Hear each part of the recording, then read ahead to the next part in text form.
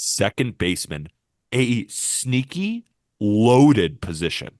Loaded. The honorable mentions are arguably top 100 players in Major League Baseball. I mean, dude, Brian Kenny thinks that we left the second best second baseman in baseball off the top 10 entirely. I don't know how to get in touch with Brian Kenny. I need him on the Just Baseball show. Because as you guys know, my favorite part about baseball analysis is arguing over things that don't matter, which include top tens. And he's put out some lists. I got to get in his ear, Jack. So if anybody listening can somehow connect us, because he doesn't have Twitter, I don't know how to get a hold of him, but he's number one on my list right now. I need to talk to Brian Kenny about his list because Okay. they're not good. And I want to say it to his face and I want to get into the weeds. We'll figure out a way to get you in contact with him. Do you want to handle evens or odds? Give me odds. I want number one. Yeah, you can totally get it, man. I'll feed you on that. Our two honorable mentions before we get into that, though. Matt McLain of the Cincinnati Reds and Andres Jimenez of the Cleveland Guardians. Jimenez was a top five second baseman in baseball going into last year. And off of a platinum glove year that net him a nine-figure deal, this guy really underwhelmed. He is the candidate to jump onto this list of like the 10 or of the guys that we left outside the top 10. He is the one that it's like, yeah, he could absolutely be four next year. And then McLain in Cincinnati, what an amazing rookie year. I saw him for a month in AAA. He was lighting the world on fire. He gets up. Cat had a 900 OPS going into the All-Star break. McLain just started a really incredible career that's going to unfold in front of our very eyes. And Jimenez, so young, tons of good baseball in his future. Yeah, you guys messed up not putting Andres Jimenez on the top 10. And the reason I say you guys and not me is because this is a group effort. Again, Yeah. reminder, this is an aggregate score of six people who ranked. I ranked Andres Jimenez in the top 10 because he's coming off like 2022. We just forgot about that he was top six in MVP voting, that he was one of the best players in the American League, and then had a down year offensively. Wasn't the same guy, but he proved the talent. The Guardians don't give out big contracts, yet they gave one to him for a reason. He's going to come back next year. He's going to be great. A lot of the expected stats point to, positive regression for him offensively. He's a great defender. There is no reason why he should not be on this top 10. And we're going to get into number 10, who I love number 10, and this list is loaded. So it's no disrespect to guys on the list. It is just the fact that it might be your fault, but I ranked him in the top 10. Andres Mendes should be a top 10. Don't come after. Actually, go after them, not me. It's my fault and Ryan Finkelstein's fault because number 10, I had him at number 9, Fink had him at number 8, everybody else had him in the double digits. But number 10 on this list, cue up Ty Verdes, is Bryson Stott of the Philadelphia Phillies. This guy in his age 25 season played the entirety of the year, 640 plate appearances. He slashed 280, 329, 419. He had 15 homers. He swiped 31 bags, maybe the sneakiest 30 stolen base season that we had in baseball.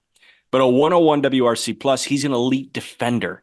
That propelled him to a 4-win season, 3.9 F-WAR, 6 defensive runs saved at second base, 16 outs above average. We knew he could be a great defensive shortstop. It's the Horner thing. You take a good defensive shortstop. He moves over to second base. He is an elite defensive second baseman, and that'll shoot the WAR up like a rocket ship. Smooth like butter over there at second base. I love watching him play defense. But Bryson Stott should get a bump in our rankings due to the electricity of his walk-up song. So I was at Citizens Bank Park during the playoffs, and the crowd singing that walk-up song, I don't even know the name of it, but it just A-OK by Ty Verdes. That's why I said cue up Ty Verdes. That's what it is. A-OK by Ty Verdes. That was one of the coolest moments I've ever seen live. But on the baseball side, I think the reason why I prefer Andres Jimenez and I kept Bryson Stott out of the top 10 is he's going to hit for a high average, but he doesn't walk that much, and there's not much impact with the bat, right? We are looking at a 419 slug, and we're going to get to Luis Arias, obviously at the beginning of this list. And while he is only having like 10 or 11 or maybe not even that, like 6 or 7 home runs, we're looking at a 470 slug. With Bryson Stott, there's just not that much impact. However, he makes up for it in a lot of different facets of the game. Excellent base runner, right? 31 stolen bases, and he's always going first and third. He's very smart out there. And he's a great defender as well. 16 outs above average is absurd. So Bryson Stott is a great player. I personally don't think he should be top 10. I think he should be on the outside looking in, but I am angry. But Yeah. no disrespect to Bryson Stott. He's obviously a great player. So Vegas makes a lot of people angry. I get it, and you're Yeah. allowed to be angry about anything on this list. Think about the anger right now. So I'm in my hotel and they have like this mini fridge full of stuff and they have these like snacks on the outside, right? And there's You like can't touch that. cookies. I can't. Those are $70. Think The Can I cookies. tell you this for 1 second? There's like cookies and gummy bears right there and a can of Pringles and a Fiji water bottle. So this is a mini one that I stole from Yeah. downstairs, but the big one. How much money do you think a big Fiji water is just sitting right there? If I were Honest to to God, touch it, I think it's $11. $25. $25 for a large water. And the thing is in Vegas, like if you touch it, like if you remove it, they instantly charge you. So if we touch that water bottle, I got to fork over $25. That will not be happening. So I'm a little angry. Yeah, I get it, man. Just go down to the mini mart right next to the what check-in desk, the concierge, Mm-hmm. and just ask them for a bucket and go fill it up with like some sink water or something. And that's your sustenance for the week. Got to save my money for the tables. Yes. Number 9. Number 9. Gleyber Torres of the New York Yankees comes in at number 9 on the top 10 second base list.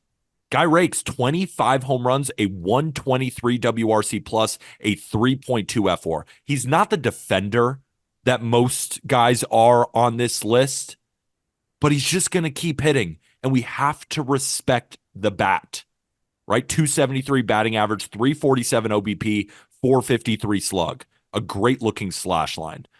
But I like looking at quality of contact, ex-WOBA. So if you go in Baseball Savant, the top 100 million players are ranked by ex-WOBA, right?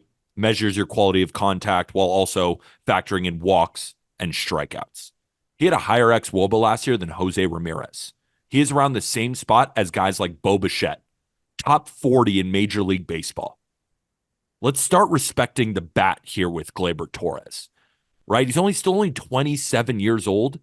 I think if he has another great year, and I fully expect him to do so, he's going to sign for a good amount of money. He's a very good second baseman. Again, former shortstop, not quite the defender, but you can tell he's getting better and better as he's adjusting to the second base position. He's not Bryson Stott where he can just go over and instantly become elite. But if you look at his numbers year over year, it's better year over year over year. And even if he's just an average defender, the bat is going to take him places. Gleyber Torres, number 9. So Harrison Bruns is an excellent young writer for us at Just Baseball, and he did the write-up that is linked to the episode description of the top 10 second basemen in baseball. And he made a great point. He said, this year was the year that he established himself as someone that is always going to provide solid offensive production.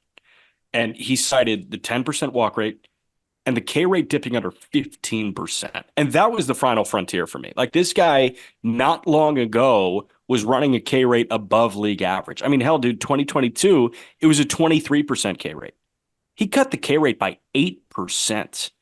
If he's punching out 14.5% of the time and he's hitting 25 homers, I'm giving him 80, 90, maybe $100 million if they run the price up. I mean, think about it. Jameson Taillon got 70 million. Like, what, you going to give Gleyber Torres twice that? No, I'm just kidding. But of course, yeah, this is a 9-figure guy when he hits the open market, right? He's only 27. He's only 27 years old. So at age 28, would you give him a 6-year deal for 120? I probably would if he replicates this offensive success, right? Like, let's say next year, right? Last year, he put up a 123 WRC plus. What if he does the same thing again and you've got 2 years in a row to work with? And he's a little bit better defensively. So let's say he puts up a 4-win season.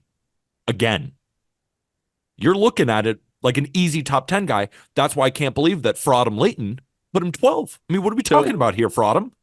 For me, like, I think we're looking at a guy that should be paid like Story was paid. Good. If he good replicates. Comp.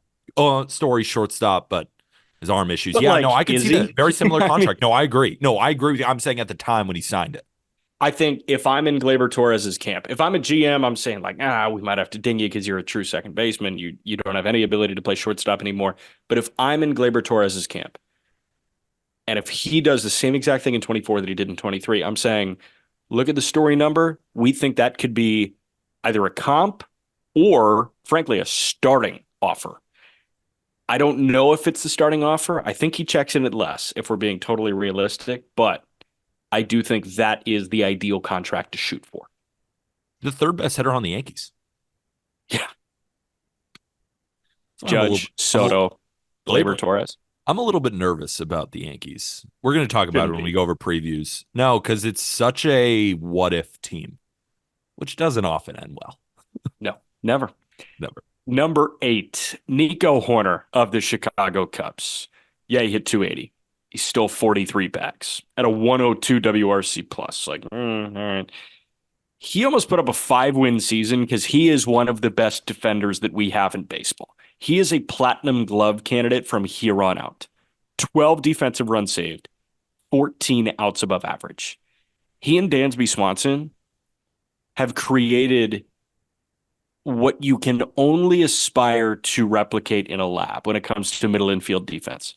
It is as close to perfect as you will find in baseball. And I think for quite some time, it's going to be the closest thing to perfect that we've got. He's 26 years old. He's shown the ability to flirt with 300. I don't care that he's only hitting 10 homers a year. 43 bags and elite defense for a 4.7 WAR. His value is immense. Leo Morgenstern is a phenomenal editor. He's a great writer and is super valuable to just baseball. But Leo Morgenstern put Nico Horner at number 11 on the top 10 second base list. He would have had him as an honorable mention. It's a fireable offense, Jack. We got to talk about Leo's, job security here because I put him at 8 and I thought I was going to be the low man. And the reason is we're talking about impact with the bat. I hold everybody to the same standard, right? It's a 383 slug, right? There's just not a lot of impact there, but Nico Horner is a ball player at his core, right? He makes up for it in every other area on the field.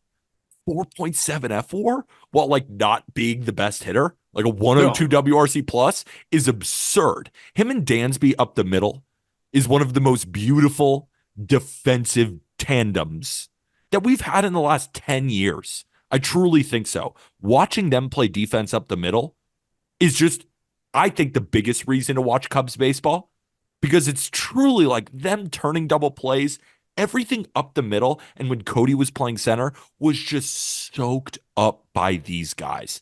And Nico, again, kind of similar to Bryson Stott, is such a good base runner. And the reason why I ranked Nico above Bryson Stott is while Bryson Stott has a little more impact with the bat, I think Nico Horner is a more well-rounded hitter. I think he's a better base runner. I think he's a better defender all around. So when I think of the word ball player, I think of Nico Horner. The Stanford man, too. High baseball IQ. He's a Stanford man.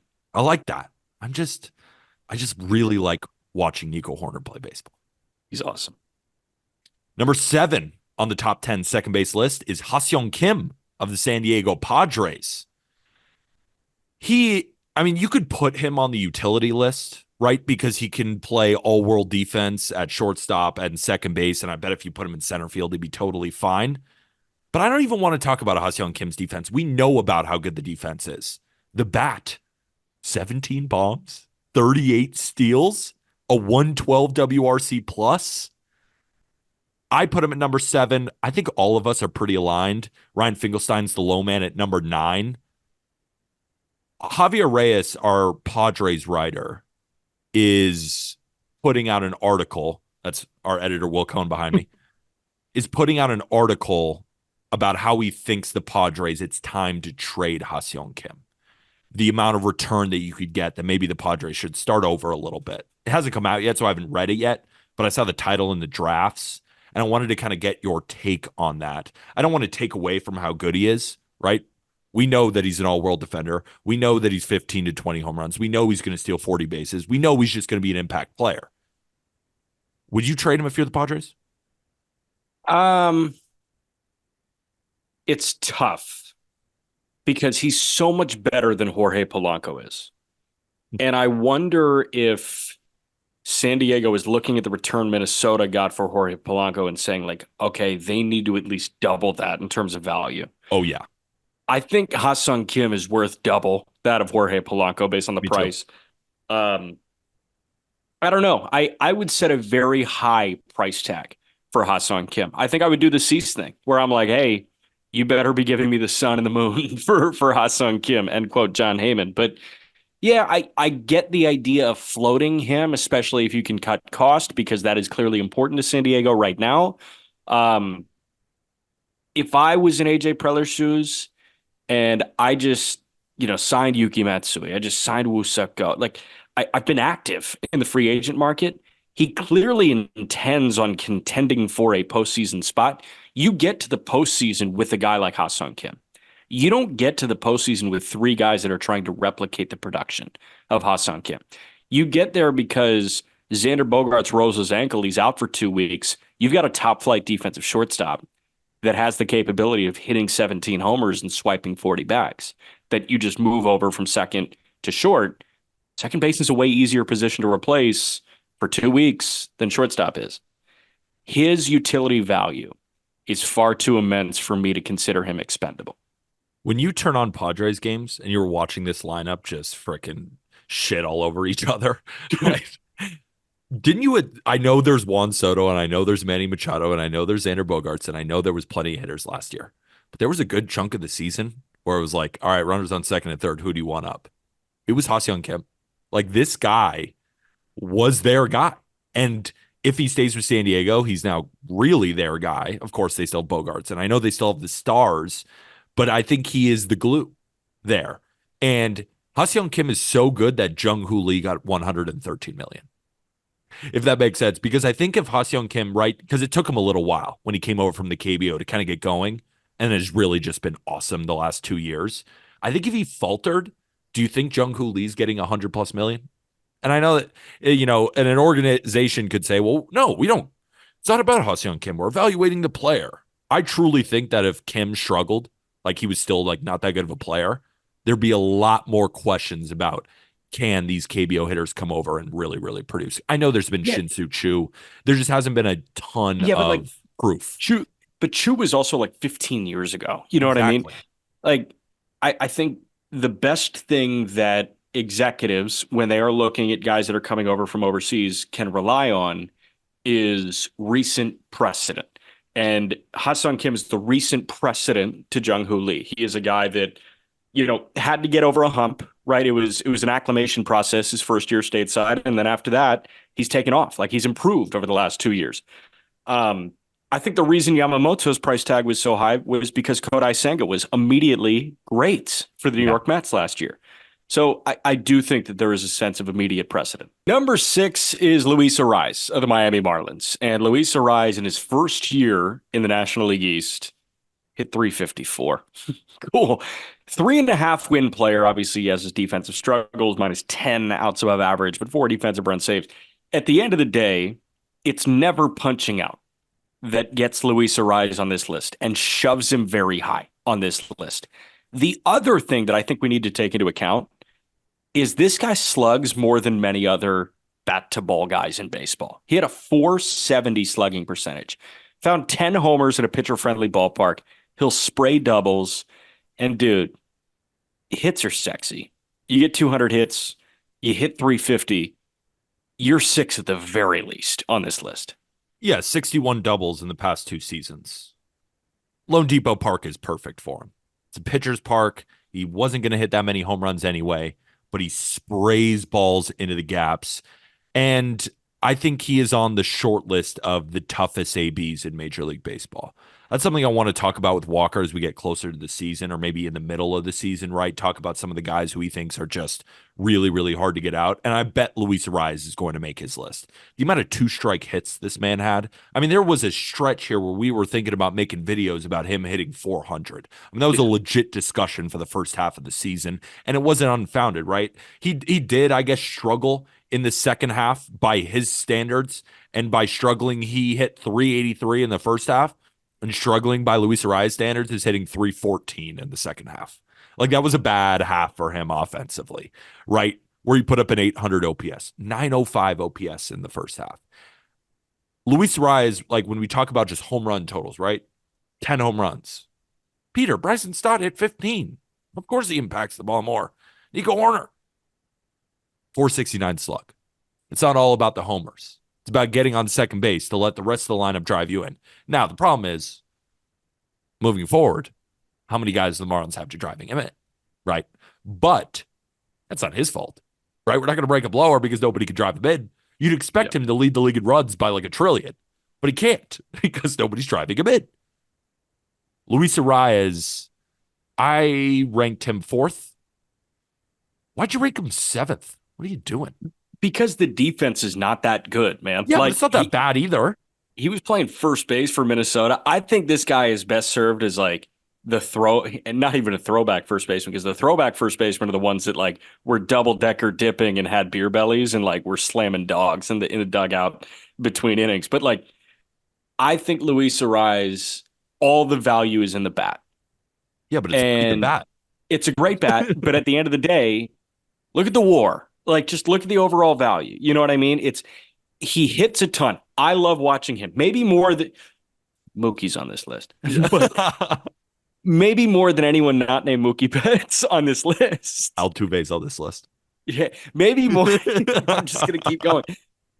He is a top 3 watch for me on this list. I will firmly say I like watching Arise more than I like watching Marcus Semien. So he's a top 3 watch for me on this list because I love watching guys slap the ball around the ballpark. It is so much fun, and it's so ridiculously unique in baseball right now. It's Arise and Kwan. Who else? Really nobody.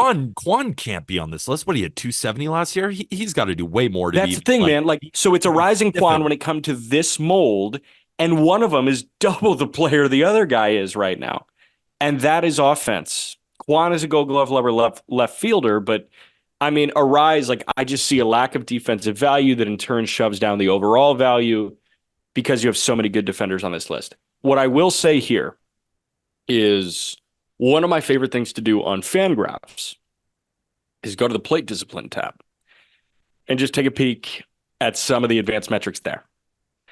Overall contact rate. The amount of times you swing, it is the percentage of those swings that result in contact. Luis Arias' contact rate is 94%, 93.8%. The next highest is Kwan at 90.4%. Those are the only 2 guys last year that were over 90% in terms of contact rate. Zone contact. Pitches in the strike zone that you swing at, what percentage of those do you make contact with? We've cited zone contact a lot with prospects. Aram loves talking about it with prospects when we do get into that. Stephen Kwan, 96%. Luis Arias, 95%, 95.3. The one that jumps out to me, O contact. The number of pitches you swing at outside of the strike zone. How many do you make contact with? There's one guy over 82%. There are 4 guys over 80%. Bryson Stott at 80.3. Nico Horner at 80.7. Miles Straw has an 82% contact rate on pitches outside the strike zone that he swings at. Yeah, but he's just grounding out to the pitcher, respectfully. Right. So the second best, 82.2. Luis Arias, 91.5%. Of the pitches he swings at outside the strike zone, he makes contact on bad pitches 92% of the time. Unfortunately, do you know what you just did? You just proved why I think you're a war merchant. Like, did you just rank these guys by war? Like, what are you talking about? This is an amazing bat. Dude, I've been a war merchant since I was like in college, and I'm willing to acknowledge that. Get your head out of the spreadsheet. You just read the stats. I mean, what are we talking about here? What are we talking about? I'm more comfortable getting my head out of the spreadsheet with like a Sonny Gray or a Jordan Montgomery. Luis Arias being it. I mean, I put him at 4. He should not be at 6. He's a top 5 second baseman. But again, I'm sorry, folks. Obviously, Peter's saving the day, but I can't save it enough. I'm sorry. We can move on. Forgot your list is always perfect. Always perfect. I've wait. never I had a bad cannot list. wait for Peter Apple's top 100 players. I've never had a bad list. It's I incredible. Good for me. can't wait for that. You texted me after last year's and you said, "Hey man, are you mad at me?" I was like, "No." You were going after my character. I mean, it got crazy, and I can't wait to do it again.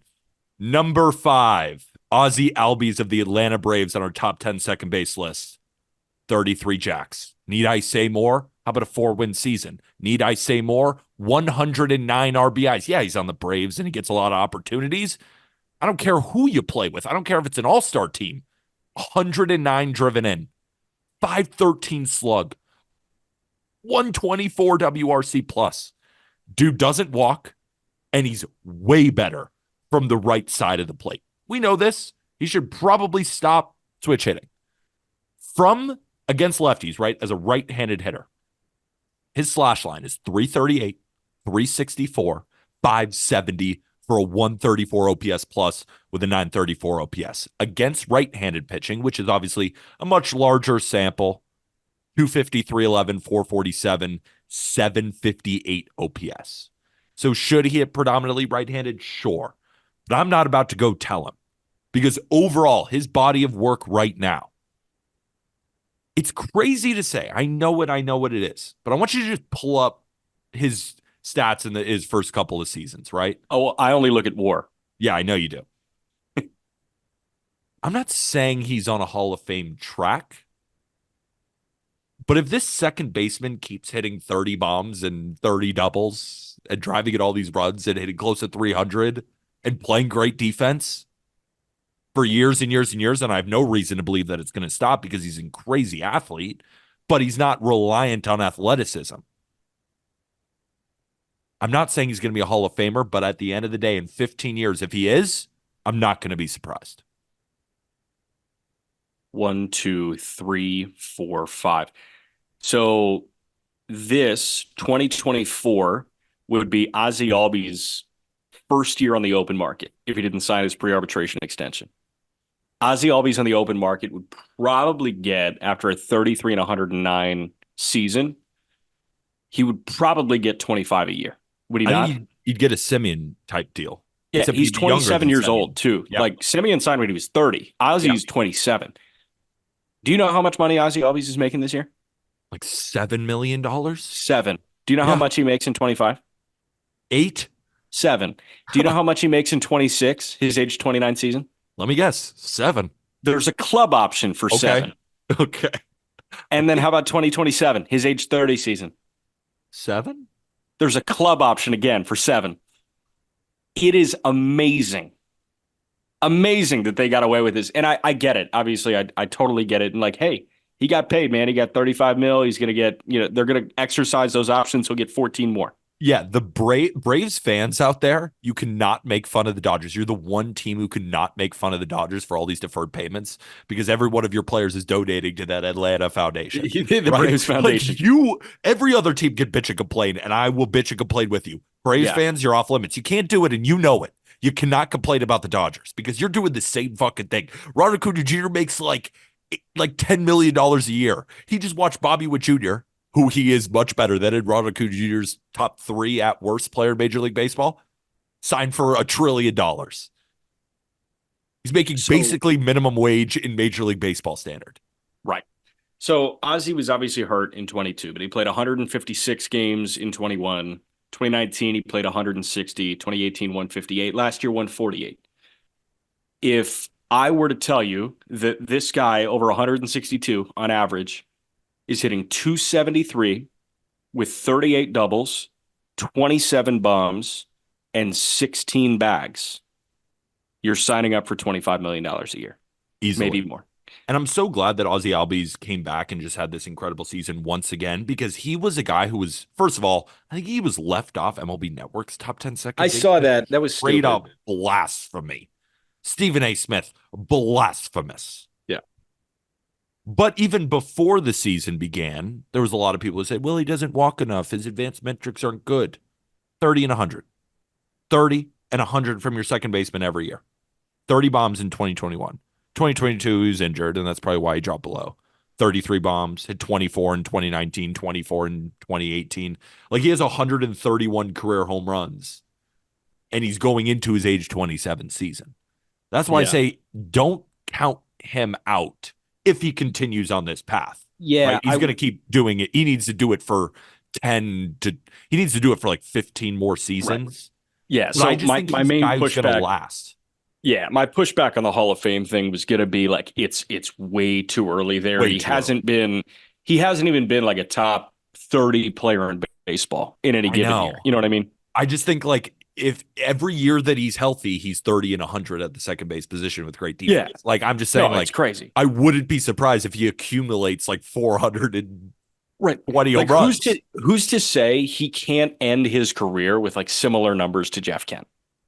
Yeah, if he has 30 home runs for the next 10 years, which is not It's drastic. it's drastic, but then that would put him at 431 career home runs. That's what I'm So saying. for reference, Jeff Kent on a 162 basis hit 290 with 39 doubles, 27 homers, 107 driven in. Higher batting average, 50 points higher in the OPS department, but same type of double production in the very early going. Again, very early going. Same type of home run production, same type of run production. Albies is a better base stealer. Like there are comps to be made. Albies is not a Gold Glove level defender, but Ozzy Albies in his career is punching out 17% of the time. So I see what you're saying. It's just so ridiculously early, and he hasn't put together like Jeff Kent won an MVP. Ozzy Albies finished 13th in MVP voting in 2021. Like that's the closest he's gotten to this point. He needs some sort of crazy 8-win season. I think that's out of the realm of possibility, but he could be an accumulator because Yeah, again, he's so young. that's what I'm saying. I think he's like he could just accumulate enough stats where it's like he's on the ballot, and then you're comparing him to other second basemen, and you think to yourself, "Wait a minute, You look at the he has numbers better and it's like, stats how did those than." get that Yeah, good? that's Yeah. my point, right? Like he's not going to win an MVP. He's not going to. I don't even know if he's going to win a Gold Glove, but he's just going to have the numbers, and we're going to look back at it. And sometimes I just need to give a take and just let it simmer, and like it might come true, and I might look like a genius, or it's be a take that no one ever remembers. So it's Yeah. kind of So a I'll say no. it's That's a crazy it's take to throw out. it's like one of those like what that was a Kendrick Perkins take that I just gave. Damn. I didn't realize I was working with Perk. All right. Number four. Number four is Ketel Marte with the Arizona Diamondbacks. Did he get a postseason bump? I don't think so. This guy had a great 2023. Was he amazing in the postseason? Yes, he was. Two defensive runs saved. He was slightly above average when it came to defensive production, but it's the bat, man. This guy bounced back, hit nearly 280, 25 homers, a 127 WRC plus, and put up a 4.5 win season. This cat during the postseason lit baseball on fire. Postseason record for longest hit streak in the playoffs. You cannot, you could not during the postseason poke a hole in Ketel Marte's game because he had the clutch factor too. I think that there are going to be ebbs and flows for the next several years of Ketel Marte. And hell, we've seen those ebbs and flows over the last couple of years. He's looked like one of the best players in baseball, and then he's looked like a guy that should be replaced in the Arizona lineup. But man, we're back at the tippy top of this crazy roller coaster ride, and I'm high on life right now on Ketel Marte. Longest postseason hit streak in Major League Baseball history. Ketel Marte. You're gonna get asked that question in 30 years, and you got to remember, unless someone beats it in the meantime, and I don't think they will. Ketel Marte is at the top of the mountain. Freak athlete. He's been a guy who I've been super high on, right? And you just see the talent. In 2019, and this is from the write up, which you should go follow along on justbaseball.com, a 150 WRC plus and a 6.2 F war. 2019. In 2021, 141 WRC plus. It just wasn't in that amount of games. That's been his issue. It's just staying on the field. But when we see him on the field and when he's healthy, right? Because there have been times where he's been on the field and clearly not healthy, right? Because he is a guy who relies a lot on athleticism. He's a freak athlete. And when he is healthy and right, he is one of the better players in the league. And we saw that come to fruition in the playoffs. And just to see how cold-blooded he was, right? Like, this is the Arizona Diamondbacks. Like, respectfully, right? You're not the Dodgers. You're not even the Phillies. You're such an ass, bro. They just aren't. But Ketel Marte was the cold-blooded demon on the field in all of those series. Just from the right side, from the left side, it doesn't matter. And he's a great defender too, and he can play some center. I just think he's one of the more talented players that we're going to review. But the reason he's not number one or two or three is because he's just not on the field enough. And while he had a great season last year and was completely on the field, we just can't project that all the time moving forward. It's not like we're projecting injuries, but we can look at the past and say, all right, we can't pencil you in for 162 like we can Marcus Semien. The talent is similar. The availability is not. Yeah, well, and like I'm just looking at the overall production numbers too. Like I'm working off B-War right now, right? Oh, back to the war. 119. Back to the war. So, yeah. If there's anything, if there's any stat that I lean on outside of WAR for position players, it's base hits, home runs, and RBIs. An X-Dog in him. Yeah, I do like X Dog. That is a good X with or dog with a DAWG, right? Swaggin' vibes. So here's the deal. 153 games in 2018, he put up 3.9 BWAR. 2019, he had a 7-win season, 6.9 BWAR. Then 2021, 90 games, he's under 2. 137 games in 2023, or 2022, pardon, he's at 1.5. And then he puts up another 5-win season in 2023. So we're like talking about a guy that, yes, is unavailable at points, but he's also been like on the field and not good recently. The thing is, like, it is the roller coaster, and I'm cool being wrong going into 2025. If Ketel Marte stinks again, I'm like, all right, we're just going to get the odd year thing from him, and that's okay.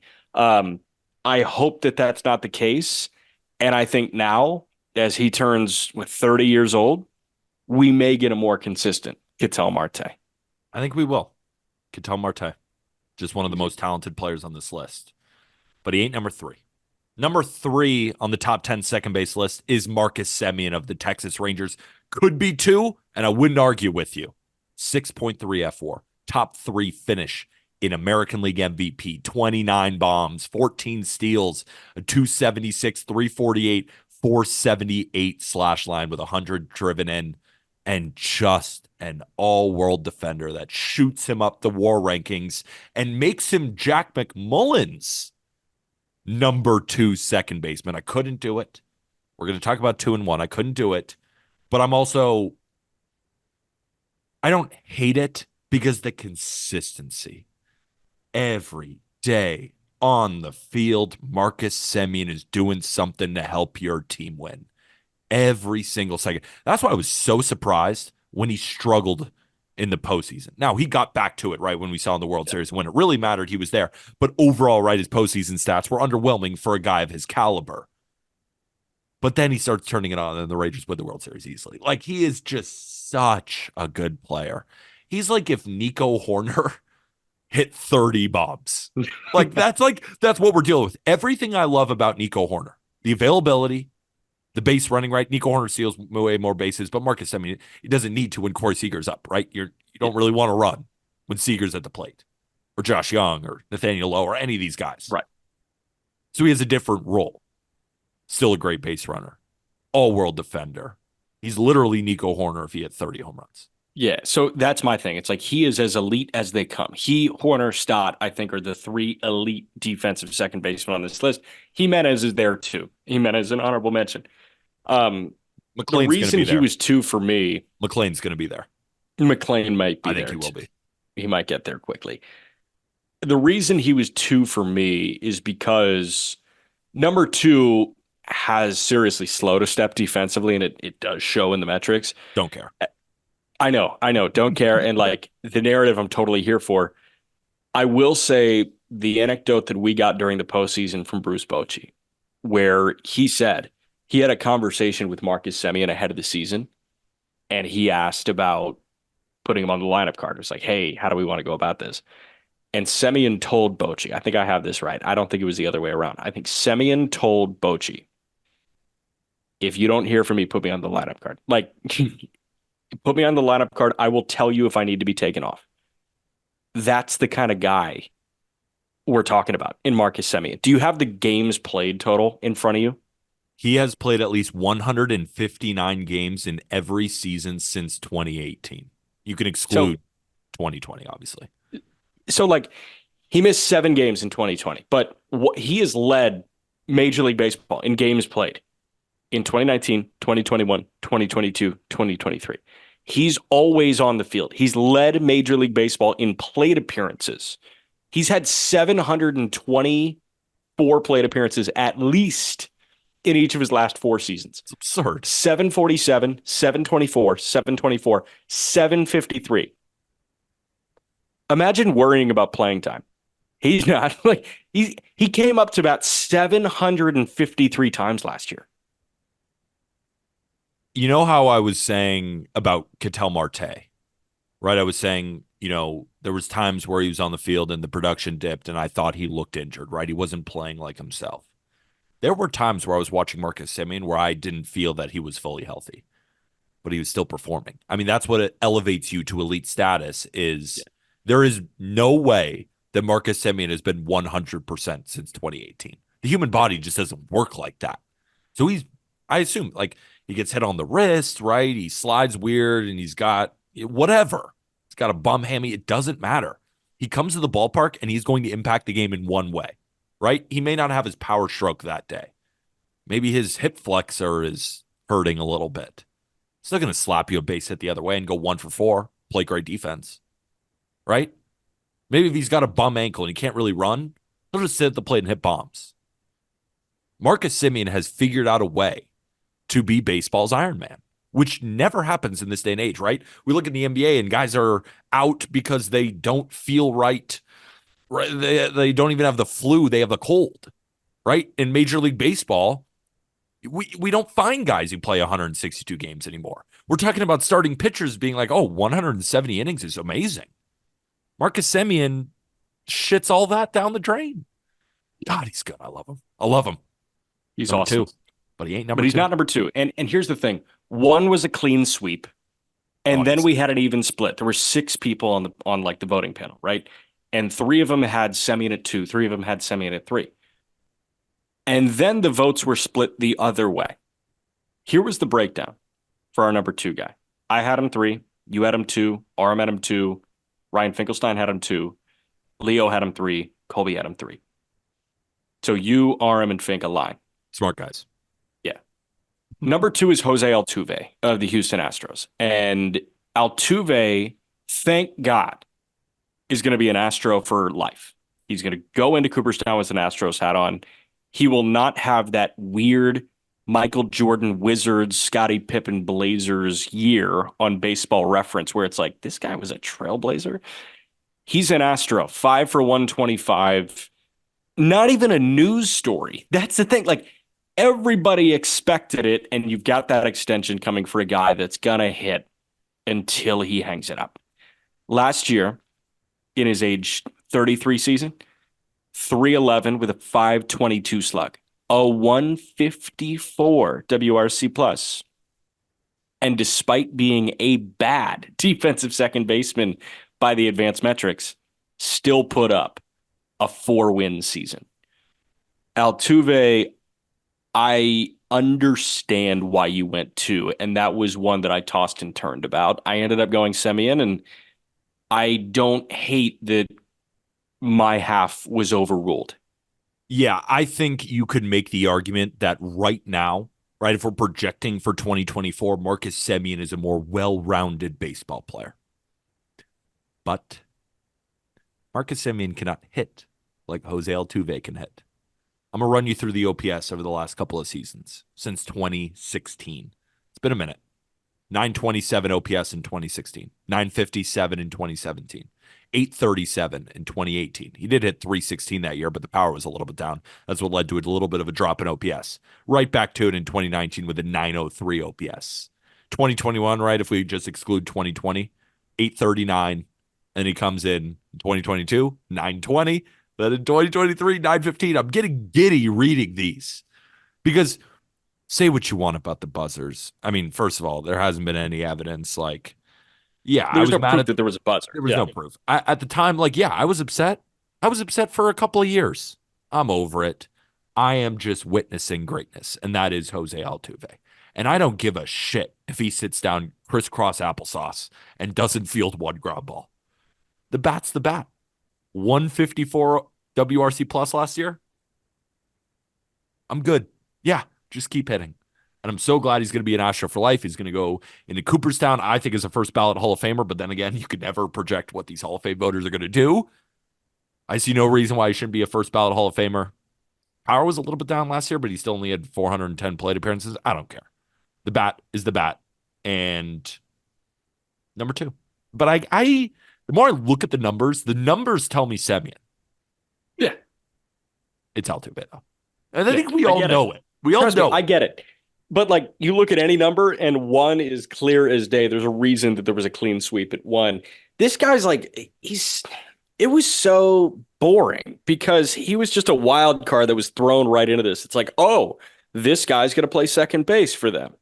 I guess he's the number one second baseman. Ugh. It's like The, Tatis, but if you elevate and it's like, oh well, like everybody just moves back a spot. the number one second baseman in baseball, whatever position you put it at, it does not matter, is Mookie Betts of the Los Angeles Dodgers.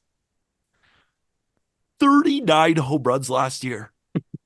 39. He had more home runs than Luis Robert.